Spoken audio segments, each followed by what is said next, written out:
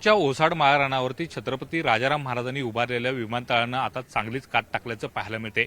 मी सध्या नव्या टर्मिनल बिल्डिंगच्या समोर आहे आणि हे एक्सक्लुझिव्ह दृश्य न्यूज 18 लोकमतच्या प्रेक्षकांसाठी मी दाखवतोय।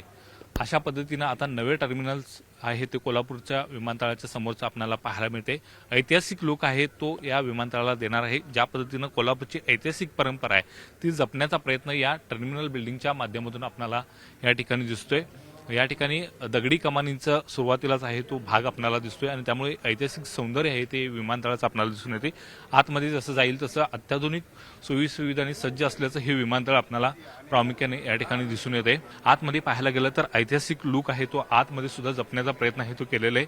अनेक तैलचित्र आहेत ती या ठिकाणी लावलेले आहे। छत्रपती शिवाजी महाराज, शाहू महाराज, महाराणी ताराणी साहेब यांच्यासह महालक्ष्मी ज्योतिबाचं दर्शन सुद्धा आतमध्ये या ठिकाणी आपल्याला पाहायला मिळणार आहे। त्या पद्धतीची तैलचित्र आहेत ते भिंतीवरती या ठिकाणी आपल्याला दिसून येतात।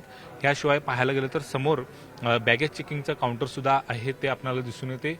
अत्याधुनिक सर्व सोयी सुविधा आहेत ते आपल्याला या ठिकाणी दिसते आणि पुढे पाहायला गेलं तर हा रनवेचा भाग आपल्याला दिसून येते। या ठिकाणी आहे ते या रनवेवरच येऊन फ्लाईट या ठिकाणी टर्मिनल बिल्डिंगसाठी आहे ते थांबणार आहेत आणि तिथून पुढे पाहायला गेलं तर संपूर्णपणे हा सगळा विमानतळाचा भाग आहे आणि विमानतळाचं विस्तारीकरण आहे ते गेल्या काही दिवसापासून झपाट्याने या ठिकाणी केलं जाते आणि त्यामुळे विकासाची उडान आहे ती कोल्हापूरची या ठिकाणी आपल्याला पाहायला मिळते। आपल्याला माहितीच की उडान योजनेमध्ये आहे ती कोल्हापूर विमानतळाचा समावेश झाला आणि त्यानंतर एअर कनेक्टिव्हिटी आहे ती कोल्हापूरची वाढली गेली।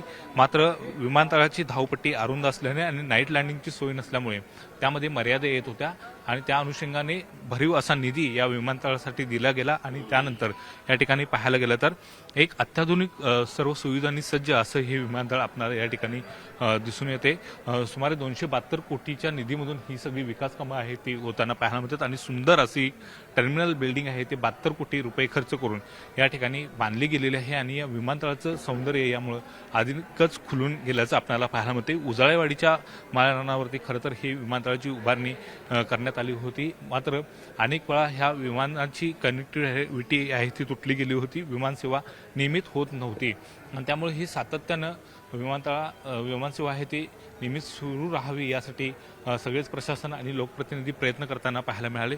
मात्र ज्यावेळी उडान 2 या योजनेमध्ये आणि 1 या योजनेमध्ये कोल्हापूर विमानतळाचा समावेश झाला आणि त्यानंतर मात्र ह्या विमान सेवेनं अधिक अशी गती घेतली तर पाहायला मिळते।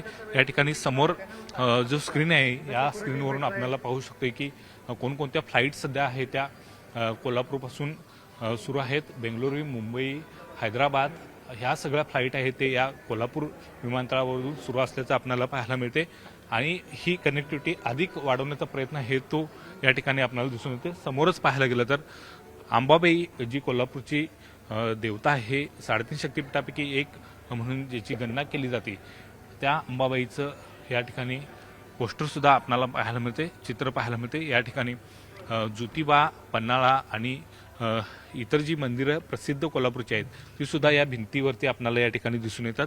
या ठिकाणी एकूणच कोल्हापूरच्या या इमारतीला अत्याधुनिक लुक देत असताना कोल्हापूरची परंपरा आणि जे धार्मिक महत्त्व आहे, ऐतिहासिक महत्त्व आहे तो मात्र जपण्याचा प्रयत्न पूर्णपणे या प्रशासनाने या ठिकाणी केल्याचं पाहायला मिळते आणि त्यातूनच ही अत्यंत सुंदर आणि देखणी अशी ही इमारत आहे ती उभी राहिलेली आहे आणि कोल्हापूरकर आता या सगळ्या टर्मिनल बिल्डिंगच्या माध्यमातून किंवा सुसज्ज असलेल्या विमानतळाच्या माध्यमातून आता जगाशी कनेक्टिव्हिटी वाढवण्यासाठी सज्ज झाल्याचं पाहायला मिळते आणि अत्यंत सुंदर आणि देखणं विमानतळ हे आता कोल्हापूरकरांच्या सेवेमध्ये आजपासून रुजू होताना पाहायला मिळते। Video journalist Sandeep Patil, Dnyaneshwar Salunkhe, news 18 Lokmat, Kolhapur.